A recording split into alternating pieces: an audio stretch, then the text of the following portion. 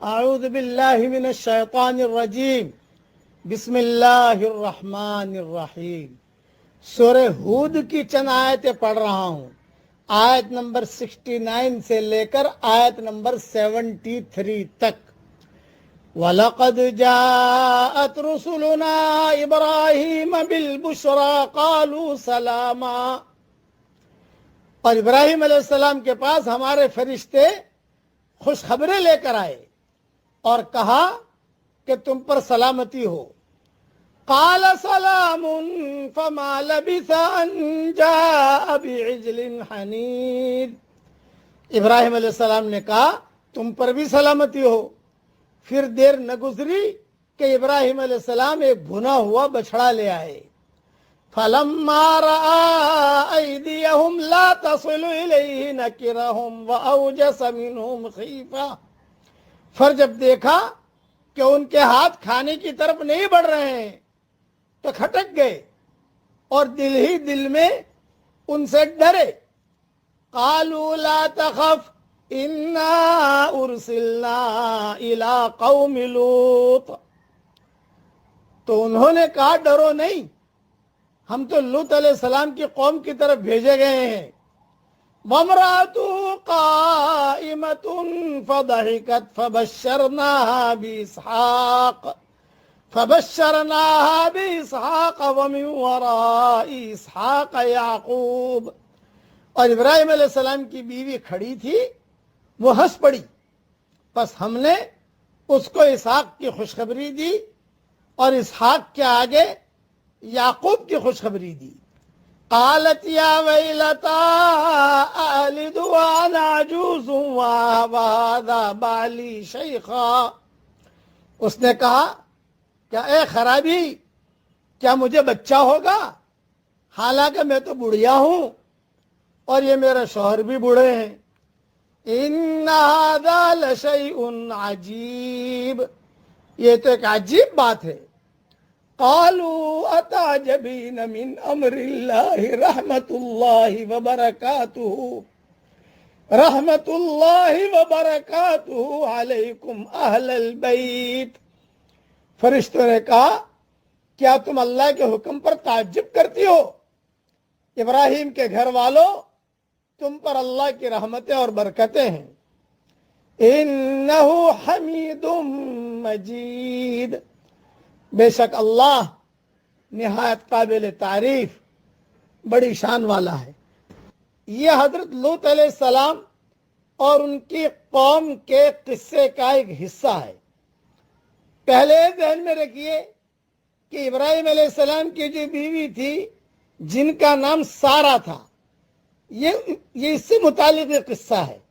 جب جن کے پیٹ سے اسحاق علیہ السلام پیدا ہوئے، اسحاق علیہ السلام کی یعنی بشارت دی۔ حضرت لوط علیہ السلام حضرت ابراہیم علیہ السلام کے چچازاد بھائی تھے۔ حضرت لوط علیہ السلام کی بستی بحیرہ میت جنوب مشرق میں تھی، جبکہ ابراہیم علیہ السلام فلسطین میں مقیم تھے۔ جب حضرت لوط علیہ السلام کی قوم کو ہلاک کرنے کا فیصلہ کر لیا گیا تو ان کی طرف فرشتے بھیجے گئے۔ یہ فرشتے قوم لوط علیہ السلام کی طرف جاتے ہوئے راستے میں حضرت ابراہیم علیہ السلام کے پاس ٹھہرے اور انہیں بیٹے کی بشارت دی۔ بیٹا کون؟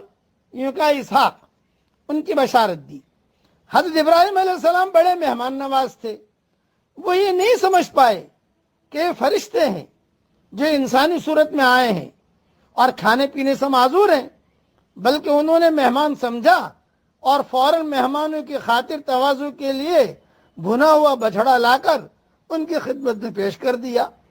نیز اس سے یہ معلوم ہوا کہ مہمان سے پوچھنے کی ضرورت نہیں، بلکہ جو موجود ہو حاضر خدمت کر دیا جائے۔ ابراہیم علیہ السلام نے جب دیکھا کہ ان کے ہاتھ کھانے کی طرف بڑھ ہی نہیں رہے تو انہیں خوف محسوس ہوا۔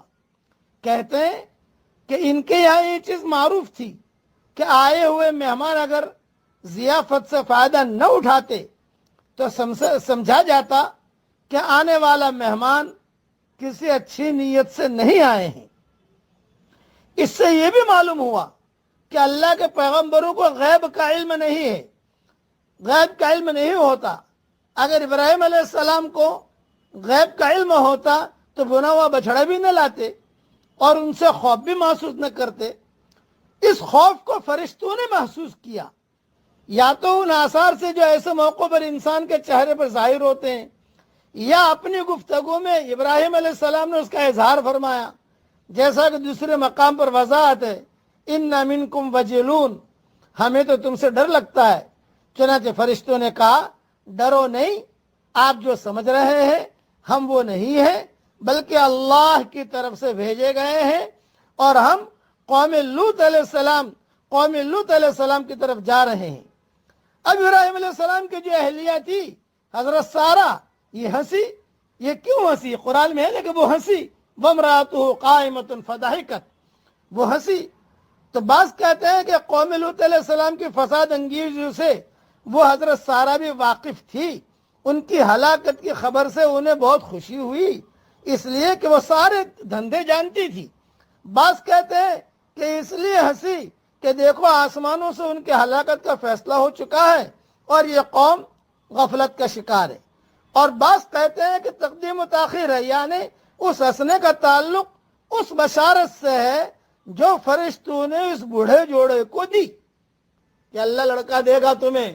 اس پر ہنسی کہ میں بوڑھی ہوں، یہ بوڑھا ہے، کہاں سے بچہ پیدا ہوگا. یہ اہلیہ حضرت سارہ تھی جو خود بھی بوڑھی تھی، اور ان کے شوہر حضرت ابراہیم علیہ السلام بھی بوڑھے تھے. اس لیے تعجب ایک فطری امر تھا جس کا اظہار ان سے ہوا. یہ اللہ تعالیٰ کا غیبی نظام ہے، اللہ تعالیٰ جو چاہے وہ کرے. حضرت ابراہیم علیہ السلام کی عمر تقریباً 100 سال ہو چکی تھی. ایک روز چند انتہائی خوبصورت نوجوان ان کے گھر میں داخل ہوئے. ابراہیم علیہ السلام نے ان کو مہمان سمجھ کر فوراً ان کے لیے کھانے کا انتظام کیا، مگر وہ انسان نہیں تھے بلکہ خدا کے فرشتے تھے، اور بیک وقت 2 مقصد کے لیے آئے تھے. ایک ابراہیم علیہ السلام کو اولاد کی بشارت دینا، دوسرے حضرت لوط علیہ السلام کی قوم کو ہلاک کرنا جو انکار اور سرکشی کی آخری حد پر پہنچ چکی تھی. حضرت ابراہیم اور ان کے اہلیہ کو اسحاق بیٹے اور یعقوب پوتے کی بشارت دینا عام معنوں میں محض اولاد کی بشارت نہ تھی، یہ صالح اور داعی انسانوں کا ایک گھرانہ وجود میں لانا تھا. یہ بشارت لے کر آئے تھے. بقیہ تفصیل ریاض التفسیر میں اس کی دیکھ لینا. اللہ تعالی ہم سب کو بھی نیک گھرانہ بنائے عافیت کے ساتھ. آمین. وآخر دعوانا ان الحمد للہ رب العالمین.